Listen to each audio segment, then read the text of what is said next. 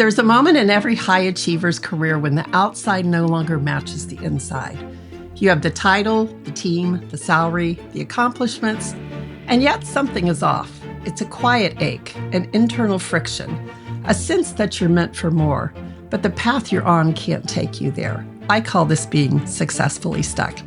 My guest today knows that moment well. Long before he was an author, podcaster, and leader reshaping an entire industry, he was a corporate executive surrounded by all the symbols of success and little fulfillment. Chris Lalomia walked away from the corporate scene and stepped into the entrepreneurial wild, launching a business right before the Great Recession, surviving it, and building the trusted toolbox into one of the most respected home service companies in the Southeast.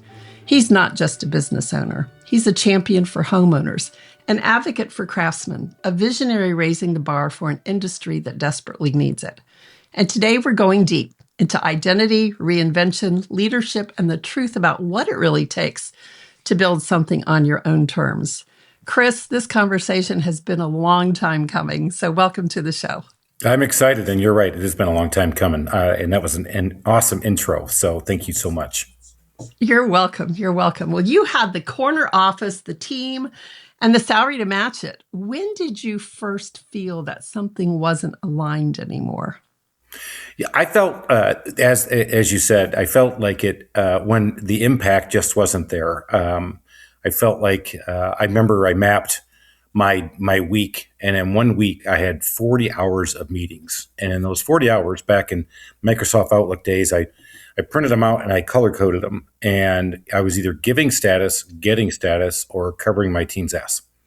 It was nothing productive. It wasn't anything that was customer facing. It wasn't anything that I felt was improving the overall customer experience of the company I was at. And I felt like the impact I was making was minimal. And when I started really thinking about using my brain, I felt like I was using half of it, maybe a quarter of it. And I know there's studies out there to say that we don't even use that, but let's just say I was underfulfilled and felt like I was underutilizing my talents. All right. So when you made that leap, there was an identity you had that you had to let go of because you were this corporate guy, right? You were this leader in this business with a very visible position. What identity did you have to let go of, and what identity began to emerge? Oh, great question. So I had the custom made suits. I had the Mercedes Benz. I sold the Mercedes, bought 2 white vans. And I wouldn't say I knew I had to let go of it. Let's just say it was presented to me and I was giving somebody some advice in the home. And I realized very quickly I was no longer the senior vice president of a company. I was just some goofy ass handyman sitting in front of this guy. And I was telling him about a 2-piece crown mold. And he was looking at me like, what was I trying to do? And I could tell that very quickly I did not have the gravitas that I would have in the bank or in a business setting. You know, when I walked into a meeting, I had the gravitas of an SVP and large. But as an owner of a handyman company that wasn't even in existence 2 weeks before or a year before, I was quickly realized very quickly that my ego needed to be checked at the door very quickly. So, we've got a lot of people that are in a corporate position and thinking about what could I do next, all right? They may be in that unfulfilled position. What led you to choose the company and the road that you did? You've got a story, I know, behind that. Right. This was not my first idea. The Trusted Toolbox as a handyman company was how it started. I built the business plan. It wasn't the first one, as I mentioned before. I used the business planning process to look at everything from starting a community bank to buying a manufacturing company to starting a consulting company, and then starting a residential development company, all of which did not prove out. And this became something that looked pretty good. It was a fractured industry that was growing in need. There were a lot of franchise companies going into it, which tells you that there's a lot of opportunity to consolidate. So when I looked at the play behind it, it felt like that would be the right way to go. So I did take a white collar view on this and a business approach to it. And then the second part of your question was, what was the identity I had to grab? Is that I had to put that away really flipping quick because you had to make things happen. And making things happen means that, yeah, you were hauling trash off. You were actually fixing some stuff in the house and you were actually putting your hands on the tools to learn and develop the processes the way I went about it. Yeah. And, not just anyone could start a handyman company. Did you have experience in that area? So I was pretty handy. I had all the tools. I loved working on houses. That was actually the big thing about this was working on houses and the building science is actually a passion of mine. And that's the biggest thing. People ask me all the time what got me through the highs and the lows, specifically the lows, which there are a lot more of those after 18 years. And so you got to have passion because that passion gets you up on a Monday morning at 6 a.m. And that passion, when you wake up at 3:30 in the morning, is what drives you to getting back up or staying up and going back to work and making it all happen. Right. People will often say, oh, passion is not enough. Well, it is not enough, but it's what you need when those down times come. Definitely do. Yeah. You do. You have to fall back on it. Yeah, you definitely do. So you started the Trusted Toolbox probably at the worst possible time. It was right before the Great Recession. What made you go anyway? So I didn't know it was going to be the Great Recession. Actually, my position where I was as the senior vice president, I actually got to meet with our economist on a monthly basis, and I was producing all of the reports for external reporting to the analysts and to Wall Street. And my team was putting together some incredible numbers, and everything said real estate was going to go take a little bit of a dip, but if your economic base was going to be diverse in the geographic area you're in, that the demand for home services would still stay strong. All of which proved to be absolutely 1,000% wrong. Wrong, wrong, wrong. 100% wrong, 1,000% wrong. It bled into every sector. And what happened was the real estate was the driver, and it crept into every business and every economic area. Yeah. So when the economy tanked, how did you steady yourself? And this is the other thing I talk about is you have to have the financial wherewithal to survive it. I would tell you that probably 3 different times in my 18 years of doing the business, I probably should have shut it down. It wasn't performing like I wanted it to. It cost me money. The initial investment actually has been paid off, but I've actually had to put funds in to keep it going. So that's the thing that if I didn't have a good financial kind of capacity is the word I use, financial capacity, I wouldn't have made it. So I did go out and do more work. I was working hard. I was, doubling down. I was doing some of the jobs. I was doing all of the sales. I kept us very lean and mean, and growing slower than I wanted to probably helped me in the long run develop better processes, which has helped me as we've scaled. As the economy came back, then I really took off. And that's when good times happened. And like I said, all that payback happened. So if you knew then what you know now, would you still have done it? Probably not. And I've shocked a lot of people with that answer. I actually joked with another guy in home services, said I would have started an HVAC company or bought it. And he is an HVAC owner, and he goes, I wouldn't do that either. So there's the lesson for you is that the grass isn't always greener. Not everybody is tunning it. You can't believe everything you see on social media. I post a lot of stuff on social. I only post the good stuff, everybody. I don't post the deep, dark nights. I don't post that on the Saturday before the USA won gold medal. I sat there all day Saturday working on my personal and my business financials 18 years later and sitting there going, I'm in my slow period because we're cyclical and it's tough. So I don't post those things. Looking back on it now, I did a lot of things right.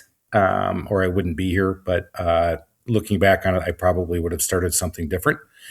But I definitely wanted to start something.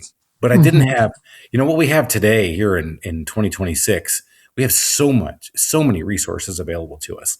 Forget this thing called AI. It's still going. But when I first started, the best I had was a clunky internet, not a lot of information out there.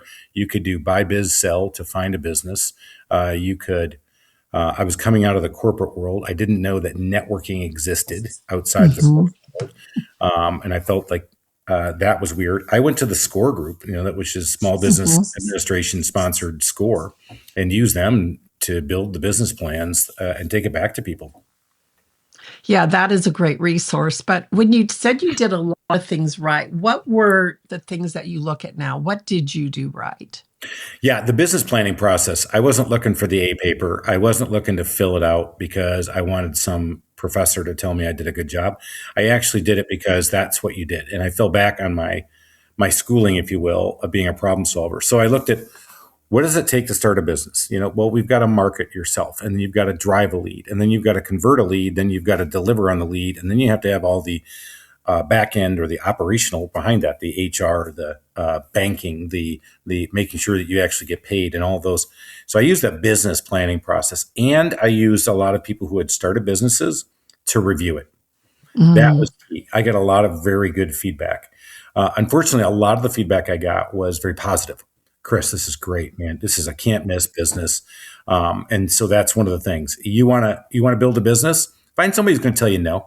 Find somebody who's going to be hard on you. Find somebody who's going to be that Dutch uncle, to use the phrase, that's going to just beat the heck out of you. I didn't have a Dutch uncle. I had a bunch of Italian uncles.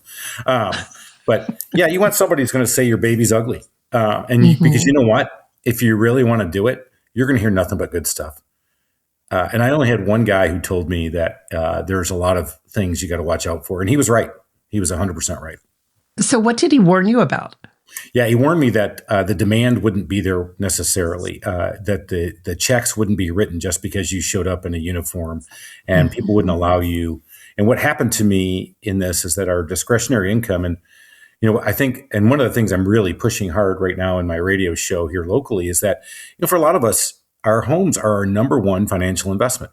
And Hmm. in the beginning, it 100% is your number one financial investment. Now, you may have grown your portfolio somewhere else, but if it's not your number one financial investment, it's your number one personal investment, because that's where you raise your family. Yet, we'll go out there and buy a Mercedes G Wagon. We'll go out there and spend $125 on an oil change. But when I tell you it's going to be $400 or $500 to save your house so that the door doesn't rot out the floor and turn into a huge expense, and you tell me, well, I'll find somebody who can do it cheaper. Wow, you really are thinking about this short sighted. And that's where he was right. Is that Mm. people, especially in the Atlanta market, as I'm learning as I grow nationally and talk with others, is that the market is hard, and the mindset is definitely, it's changing, but it's definitely ingrained in us. Is that we can always find somebody who can do stuff cheap on the house. Back to what I learned in the beginning was, I can't give somebody some advice because they're looking at me thinking I just came out of a trailer park and I can't work in their nice, $500,000 or $750,000 home. Yeah. No, I can see that. And when you talk about that, it makes me wonder if, having the nice car, that's the visible piece that people see, that, what does it say about me? But it's not going to increase my influence with someone if I have a floor that or a door that's not prepared or repaired properly, right? I Like, definitely yeah. think you're right. It's the vanity versus the sanity. And I talk about that in just financials, that my vanity is great. I mean, you talk about my business. It's over $5 million on its way to, 7 or 8 million in revenue. Great. Oh my God, that's awesome. Hey, Chris, how much do you make? No, let's not talk about that. But let me tell you about the car I'm driving, right? I don't want to tell you about the house that needs to be painted because people don't come to your house as often. So he was right. And Hmm. I give him kudos now. I gave him kudos 3 years after the fact, as he was one of the ones who told me that that was going to be. It wasn't a slam dunk. That you still had to work for it. You still had to have a good sales process, which I've embraced and do have a pretty solid sales process. But it's still tough because I'm up against the homeowner who doesn't value that as much as they do $20 a month to go to the car wash. Yeah. Yeah. You- you- Yeah, no, I think that's true, and I think the idea of finding somebody to tell you no is very interesting because we have this dream. We put so much of ourselves into it. We want it to work, and people want to see you succeed, so they're going to tell you that, or it's something they would never thought of, and it looks like you've done a lot of homework. So, what do those early days teach you about resilience, identity, grit? Like, what were some of those hard lessons and how did they shape you? Yeah, a couple things there. One is that you always should put the customer first. I didn't say the customer's always right. I lost a lot of money, time, and personal self worth in trying to make somebody happy that was never going to be happy. Uh, Hmm. and that's a hard lesson because I pride myself on our customer service, but that one hurt. The other thing is, and I heard this from one of my mentors, you know what? You're not an entrepreneur until you're scrambling to make payroll. Hmm. 18 years into it, I've never missed payroll. I will tell you though, I was getting a check at 4:15, getting to the bank at 4:30. They were locking the door and getting the check in so I could make payroll in the very early days. Yeah. Yeah, no, that's tough. And that's the part we don't see. That's the part we don't see. And people who think, oh, freedom and flexibility, be your own boss, this is going to be great. They've never had to do that. No, that's the thing. And you have to play it off because I tell the story now and I put it in my book as well, but it's not something I was proud of. I had to feign it off with the customer that I just happened to be in the area. I was 45 minutes away from their house. And she's like, well, you can just pick up the check tomorrow. I'm like, if it's all right, I'm here. I mean, I might as well just go get it. And she goes, okay, fine, come on over. And I went flying and got over there. And like I said, but you don't tell people that because that shows weakness. I think then that shows that you aren't good at what you do. And we don't want to do that. Back to social media. I want to show everybody how great I am on social. But you know what? There's a lot of faults and failings in this guy too. Yeah, we all have those. So one thing I know that you've said in the past is a handyman is not an industry. What did you see that other people didn't? Because a lot of people will look at that. And, we've got HVAC, as you said, and hardwood flooring and just all kinds of plumbing. What is it about the handyman industry that isn't really an industry? Yeah, two things. There are no regulations on it, and Mhm. I don't, and I'm not espousing that. And if anybody here is in the government, please do not do that. I know they're doing it in some states. That's not going to help. Um, but what makes us different is that we think a handyman can come in and put up a set of blinds, maybe plant some flowers, which we don't do that. But I've heard this in my research. But they can also change out a ceiling fan, which is an electrical Mhm. device, and electricity is dangerous. And in these other industries we just talked about, HVAC, you brought up plumbing, and I'll bring up electrical. They have to be licensed in their industry to do it and they do it. So they have an industry. It's a mechanical system. And oh, by the way, all three of those things are very hard DIY. You have to be a pretty Mhm. good DIY guy. You don't have to be a great DIY person to do drywall. You can do it.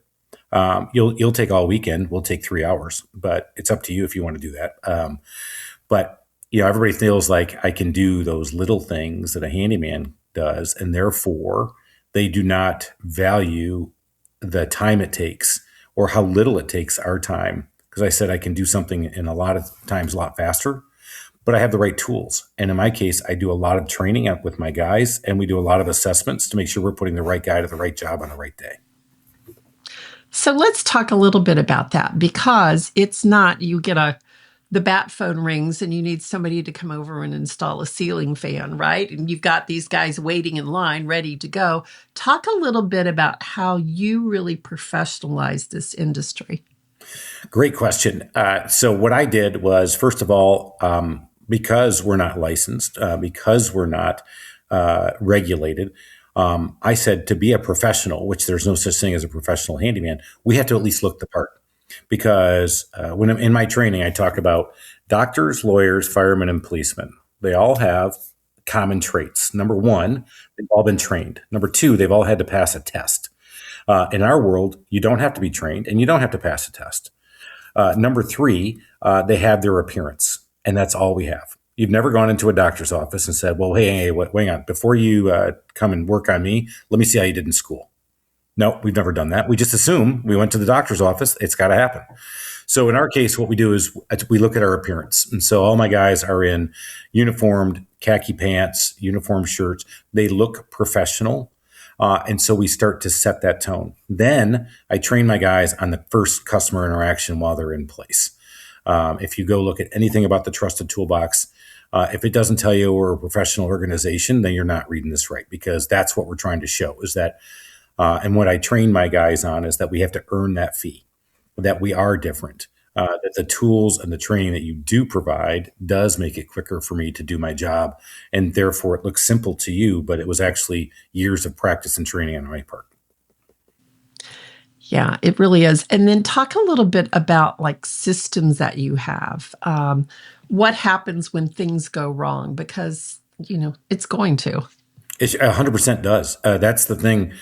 You don't like it when things go wrong, but this isn't computers and programming. And this isn't just, well, I'll just change this code, recompile it, and work. And I just dated myself because they don't even do it like that anymore. But in our world, if I drill something in a wall and it hits a pipe, I've had a problem. So with our systems that we have put in place along with our processes, if the guys know if they run into an issue in the field, we have an operations manager sitting behind them in their office ready to go. They also know that if they run into an issue, there's a whole company behind them. So today, 35 people in our company, they don't have to feel like they're out there on their island by themselves. And when you hire a single handyman, because my friend liked him down the street, he may be the only guy. And he's probably backed up by, at best, his wife in the office, but not somebody else who can give an extra set of hands or help him problem solve something. So we put that in place. We also put a lot on the back end of the process. So when you're done, we want you to sign off on everything we've done. So we all have iPads and electronic signatures and your contract. So you'll have a contract to sign when you start and a contract to sign when we're done. And by doing that, that shows everybody that we're working with that we are professional. There's that little added touch. Yes, I have had instances where I've had a handyman come on and they never showed up with a contract. So yeah, immediately that's going to say, a whole different level. But, Chris, you and I have had conversations in the past. And one thing that really stuck out to me is this group of people that you have that work for you. You said it was like transforming lone wolves into a wolf pack. What is the secret to that? Because, I've got my truck, I've got my tools, I'm going to go do my own thing. Why is it so important that I feel like, I'm part of this group? Yeah, that's a great question. So my guys have got to be problem solvers and they have to be independently working. It's meaning they can't just the minute they run into a problem, just give up, throw their hands up and walk away.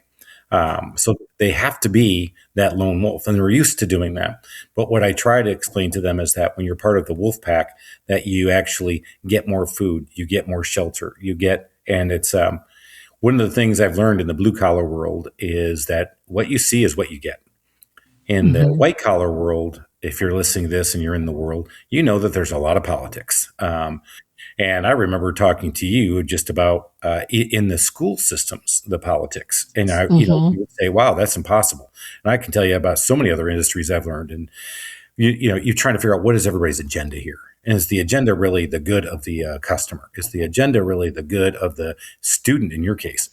So with our guys, what I see is what I get. And so there's no veiled agenda. I know what it is. They want to get enough money to provide for their families and go home. And it's pretty simple. And if I can show them and demonstrate to them that you can actually do better here than you can on your own, you'll stay with us. When I started the training, before I started the training, my average tenure was about 7 months. And today it's over 7 years. Wow. And it's all because I continually reinforce the positives and the systems and the processes that will help them make their life easier. So they don't have to go back and do this on their own and not have the backing. And then, in their case, maybe they won't get paid for a job that they thought they should have. So there's a lot that goes on with that. Yeah, that constant reinforcement is really important. So since you started this 18 years ago, what have you noticed between the type of worker that came in then versus this emerging workforce that we have today?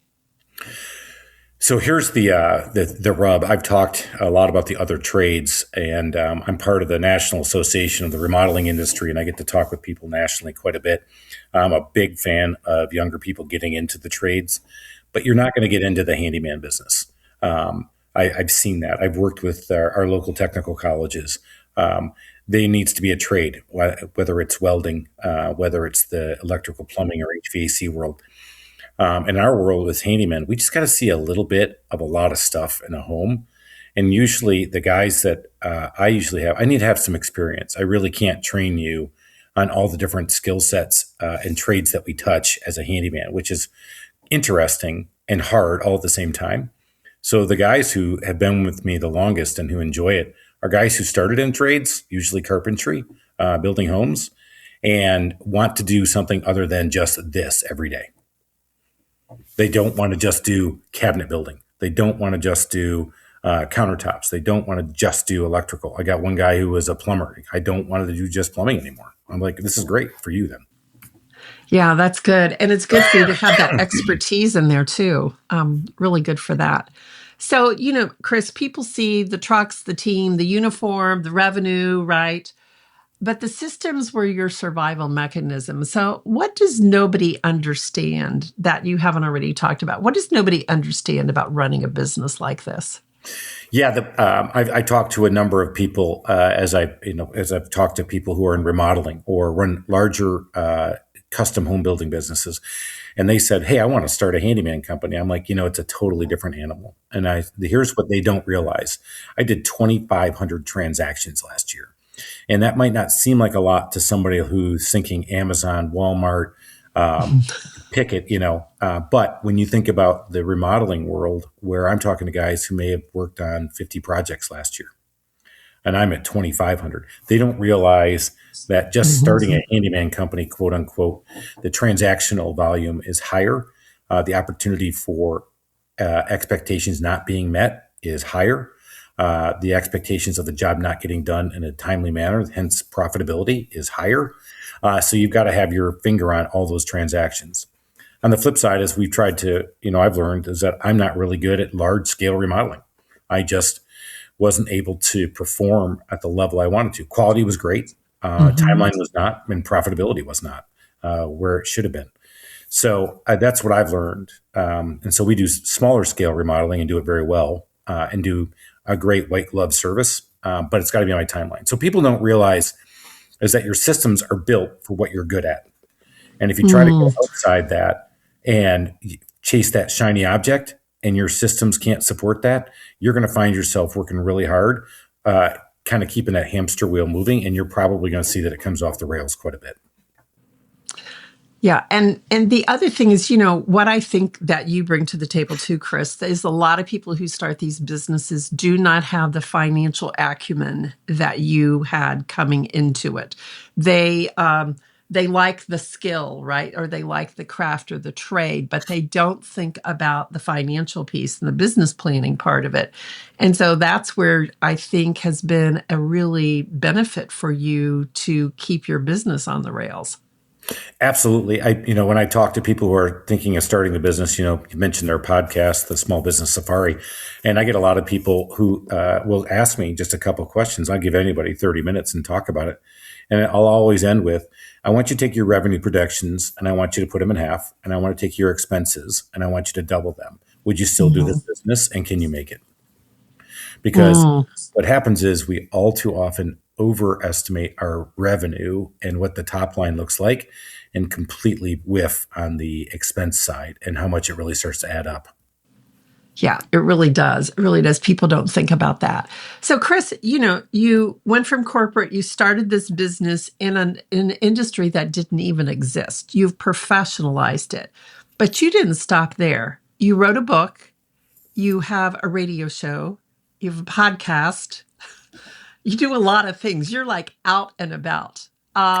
So what motivated you to step into these other areas? Like, where did you see the need? Was it something personal that needed to happen, or was it a way for more visibility? What was driving all of those?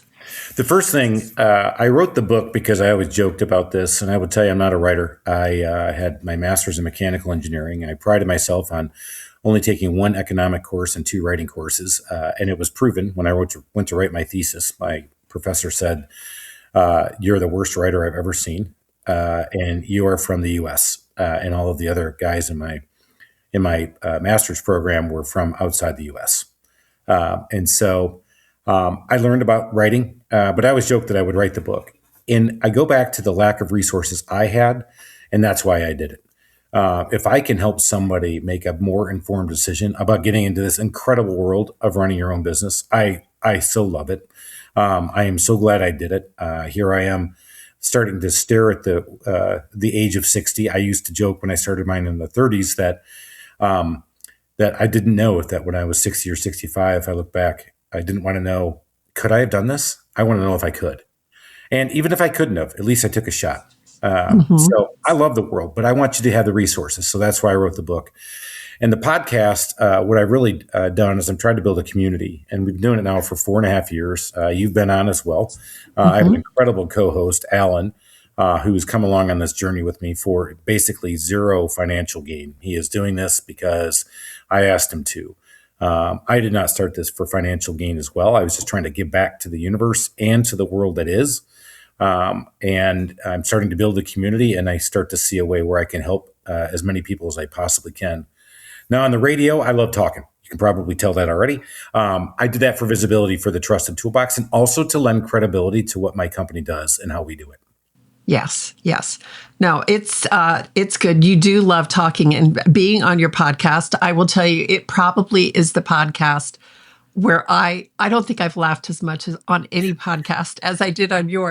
So this is a much different demeanor. Sorry, I don't have Alan here with me either to bounce off of, but it was a lot of fun, Chris. And I think that is the thing is you can have fun, but then you can be serious too, all while building this community. So I really applaud you for all of that. But I think there's something that you may be looking at moving into for another lane. Is that correct? Yeah, so I've got the office here in Atlanta, and I have a general manager. I have the office in Athens, Georgia, and I have a general manager there. My day to day is really not as involved as it used to be. I've really got it to where we're working on a few things here and there. I'm really involved in the marketing and the sales training process now, but not much of the others. These guys are kind of handling it. And again, well, I say I love to talk. I love to talk with people, and I love networking. I love helping people. So I am going to, this is 26, probably by the start of 27, I'd like to start a mastermind group of other small business owners looking to scale, having that mindset of scale growth, and also be able to coach and help people do it quicker than I did it, and hopefully help miss some of the minefields that I hit, and help them and guide them. So I would like to get into some coaching and mastermind training with people who are looking to scale their business. Yeah, and there's definitely a need for that because it's hard to do alone. It's just nearly impossible. And getting out there and seeing what other people are doing, everybody looks like they're doing great, right? But then when you get behind the conversation, you find out that may not always be true. So, Chris, if somebody is listening from a corporate office today, successful but quietly maybe suffocating, what would you tell them? I would tell them, take a look at this. I had so many people say, wow, I wish I could do what you did. Let me ask you this, though. Could you really give up that biweekly paycheck, people paying for your health care, people who are matching up your 401k, people that if you're having an off day, you're still getting paid, people that Mhm. if you need to take a vacation day or you're not feeling too good today, you don't want to go into work, no big deal. I don't go into work. When I first started, I wasn't making money. So if you want to bet on yourself and feel truly fulfilled and bet on yourself and then miss out on some of those trappings, and could I have probably had a cushier life? I don't know. I kind of question that. Could I have had more of the trappings that look like success? Maybe, but I would say if you really want to try it, it may be a little Spartan in the beginning, but it's a lot of fulfillment in the end. If you want to bet on yourself and not let somebody else make those bets for you. Yes, and I think those pieces that you pull out are things that people don't always think of. When you have been successful in a corporate career or working for someone else, and then you think, okay, I've got that confidence, I can do this myself. But one of the biggest things that I've heard people say is, I don't have my people anymore, right? Like you don't have anybody to hand it off to because you are that person now and you wear all of those hats. You have to go hunt for your food. And it's just a totally different mindset. But as you said, so rewarding on the other side. Yeah, and if, in our podcast, we bring on a lot of franchisors to talk, or people who have chose to go the franchise route, and that may seem like a safer play. My challenge to you on that is that while it's safer, you still have to be the hunter. They cannot be the hunter for you. You've got to have that bet on yourself, not let them tell you what to do, sit in your office and let it happen. You got to go out there and still hunt. You got to still go out there and do the ground and pound marketing. They're just not going to feed you leads. And then you got to figure out how to convert those leads. They'll give you some training, but you still got to do it. Yeah. And so I think it's funny that you've got this this analogy, the corporate zoo into your wild. And it really is that. I look at it and the analogy just keeps hitting me over and over. And I put this in my book is that, when you're in the zoo, they feed you. When you're in the zoo, if you get sick, they fix you. In the zoo, if there's a big threat, they keep it away from you. But they don't let you see what the wild world could look like. And when you get out in that wild world, you realize that the world is so much bigger and so much more dangerous, but also so much more fulfilling. But you got to go out there and find your food, fix yourself, keep rolling, rumbling, bumbling, stumbling, scraping knees, doing whatever. But you'll find out that there's this wild world and you can get up that mountaintop and see the rest of it. Yeah. So after talking about the struggles and the perks, what is the best thing about your life today? Yeah, best thing probably is that I get to sit here and talk to you on a Monday, and I don't have to be worrying about my business right now. My schedule is my own. That is true. It truly is your own. I will tell you that I still probably work as much or more than I ever have, but I do it doing the things I love. You mentioned it, the radio, the podcast, talking with other people. I still do the sales training. I'm still looking at marketing, still trying to see what are changing.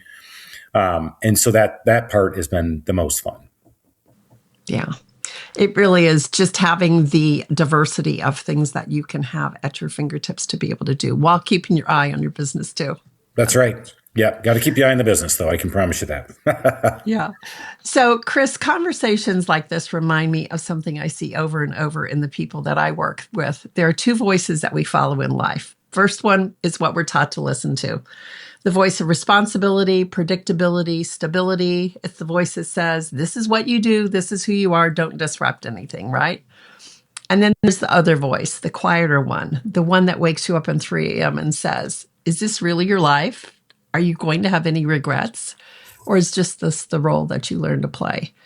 And for a long time, most people don't have the permission to hear that voice because they're successful, they're performing well, and on paper, nothing is wrong. But at some point, something starts calling from the inside, this deeper identity, this truth, a life that actually fits who you've become. And you listen to that voice. You followed it out of corporate, that zoo, and into the wild. And yes, the wild is messy and unpredictable, but it's also where purpose wakes up. It's where the craft and leadership start to matter. And it's where you rediscover the person you were always becoming. To anyone listening who feels that tug, that inner friction, that sense that you're meant for something else, but you're still performing this story, that story isn't stuck. It's simply asking for a new chapter. And that's the work I do every day, helping people stop performing the identity they were handed and step into the one they were designed for. So Chris, your courage to follow that inner voice and what you've built since is proof that the risk is worth it. And the next version of your life might just be the one that finally feels like home. So thank you so much for being here. Thank you for reminding all of us that when the inside starts calling, the bravest thing we can do is listen. I really appreciate your time. Thank you. I really loved it. All right. Thanks so much, everyone. And this is your Passion, Purpose, and Personal Brand with Lisa McGuire. We look forward to seeing you here next week.